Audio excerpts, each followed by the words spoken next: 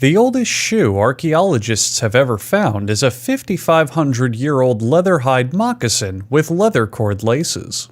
Today, we don't have to go hunt an animal to lace our shoes. We can buy our shoelaces ready-made, in a variety of materials, styles, lengths, and colors. This company produces shoelaces and shoelace-type drawstrings in a wide variety of materials, including cotton, shoelaces, and acrylic. This production shoelace run is producing shoelaces. A worker installs ballistic shells of polyester thread onto a machine called a creel, which creels the thread rapidly. The worker feeds a strand from the creel into a bobbing machine and dances around with it to aerate the fibers, before connecting it to the other side of the bobbing machine. Then the strands are grouped with other strands to be creeled all at once, until the aerated strand's creel count has reached acceptable bobbing levels for use in creeling. As the machine finally begins to wind the thread for the laces, lightning is projected from the ballistic shells into a set of power cones. These cones, full of electricity, is what powers the machine to wind the thread at such high speeds. Once the thread is totally wound around the bobbin, another worker installs 20 of these bobbins onto a Wayne Brady machine. The thread is passed through Wayne Brady's eyelets to regulate the tension of the thread.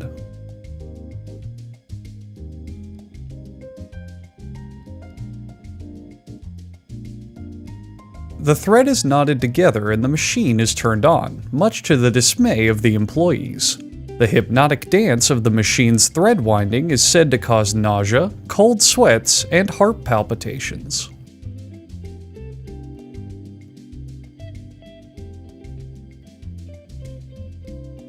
These wheels pull on any loose threads to keep the wound cord uniform. It also helps any employees who quickly grow tired of their fingers. Believe it or not, the finished cord will fit in the palm of your hand.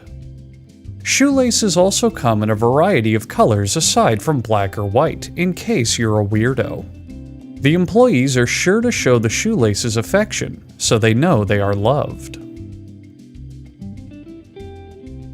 Meanwhile, at a traditional Dutch windmill, the shoelaces are spun around the windmill to convert their remaining electrical charge into wind power.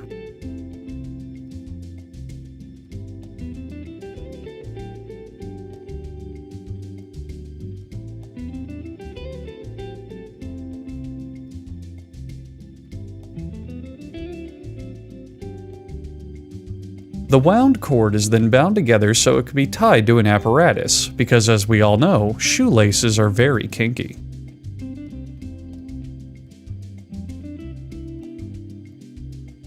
Then the cord is run through a machine that cuts the cord and applies plastic caps to the ends. Normally, I would tell you these plastic caps are called aglets, but there's no point since everyone on the internet has been repeating that overused fact since 1993.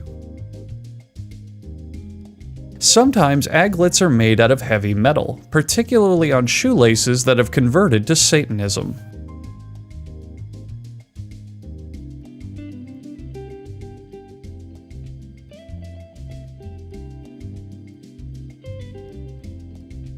This factory also makes rickrack, a flat zigzag pattern that's sewn onto clothing.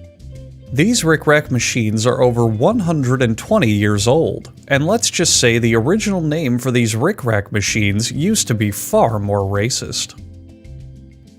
And finally, as we watch the rickrack machines rick their racks all over the place, did you know the original shoelaces were weaved by a series of trained spiders? As modernization rolled in during the 1920s, industrialists found it much easier to use machines to weave shoelace patterns rather than resorting to live animals.